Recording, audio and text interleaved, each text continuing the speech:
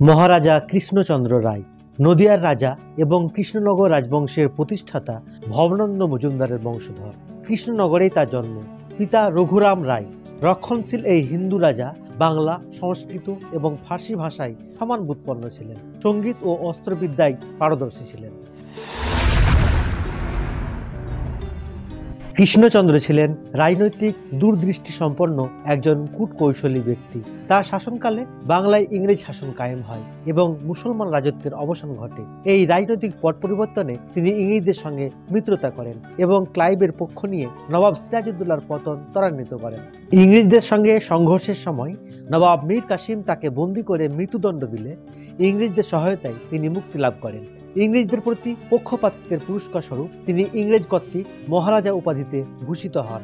এছাড়াও ক্লাইভের নিকট থেকে উপঢৌকন হিসেবে পান 5টি কামান। সে সময়ে বাংলায় বর্গী আক্রমণ হতো, তা থেকে রক্ষা পাওয়ার জন্য তিনি তার রাজধানী শিবনিবাস নামক এক স্থানে স্থানান্তরিত করেন।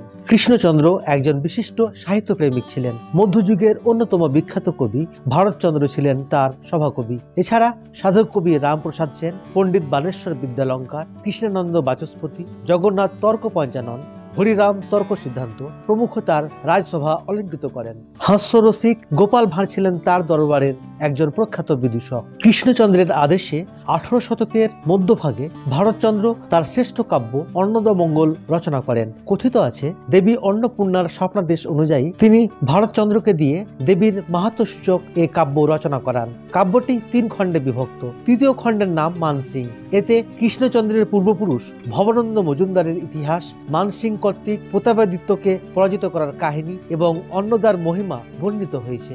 নবদ্বীপ সহ বাংলাদেশে বিভিন্ন স্থানে সংস্কৃত চর্চার ক্ষেত্রে কৃষ্ণচন্দ্রের অবদান বিশেষভাবে উল্লেখযোগ্য। তিনি সংস্কৃত চর্চা বিষয়ে খুবই উৎসাহী ছিলেন, এজন্য প্রচুর অর্থ ব্যয় করেছিলেন। নদিয়ার বাইরে সুদূর বিক্রমপুর ও বাকলার পণ্ডিতগণও তার অর্থানুকূল্য ভোগ করতেন। তিনি নদিয়ায় অনেক টোল চতুষ্পাঠী স্থাপন করেন এবং সেগুলির ব্যয়ভার বহনের জন্য করমুক্ত ভূসম্পত্তি দান করে সংস্কৃত চর্চার পথ প্রশস্ত করেন। সংস্কৃত বিষয়ে উচ্চতর শিক্ষার জন্য নদিয়ায় আগত বিদেশি ছাত্রদের জন্য তিনি মাসে 200 টাকা মাসোহারা দেবার ব্যবস্থা করেছিলেন। তাঁর স্ত্রী রানী ভবানীও সে যুগে বাংলাদেশে সংস্কৃত চর্চার পৃষ্ঠপোষকতা করেন। কৃষ্ণচন্দ্রের পৃষ্ঠপোষকতায় তখন বাংলায় সঙ্গীতেরও যথেষ্ট বিকাশ ঘটেছিল। 18 শতকের প্রথম দিকে মুঘল সাম্রাজ্যের পতন শুরু হলে মুঘল রাজদরবারের রাজপুরুষ ও দরবার ঘনিষ্ঠ ধনাঢ্য ব্যক্তিদের আশ্রিত সঙ্গীতজ্ঞরা ভগ্নাসনে ভারতের নানা স্থানে ছড়িয়ে পড়েন। তাদেরই কয়েকজন কৃষ্ণচন্দ্রের রাজসভায় স্থান লাভ করেন। রামপ্রসাদ সেনকে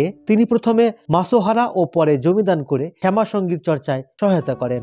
ভারতচন্দ্র তার অন্নদামঙ্গল কাব্যে কৃষ্ণচন্দ্রের রাজসভার যে বিবরণ দিয়েছেন তা থেকে সেখানকার উচ্চ সাংগীতিক পরিবেশের কথা জানা যায়। মহারাজা কৃষ্ণচন্দ্র বহু জনহিতকর কাজও করেছেন। 1762 সালে নদিয়া জেলার শিবনিবাসে তিনি একটি বৃহৎ শিব মন্দির নির্মাণ করেন এবং বাংলায় তিনি প্রথম জগদ্ধাত্রী পূজার প্রচলন করেন। তার উৎসাহ ও উদ্যোগে নাটোরের কয়েকজন বিখ্যাত মৃৎশিল্পী কৃষ্ণনগরে গিয়ে মৃৎশিল্পের প্রভূত উন্নতি ঘটান ও প্রসার ঘটান।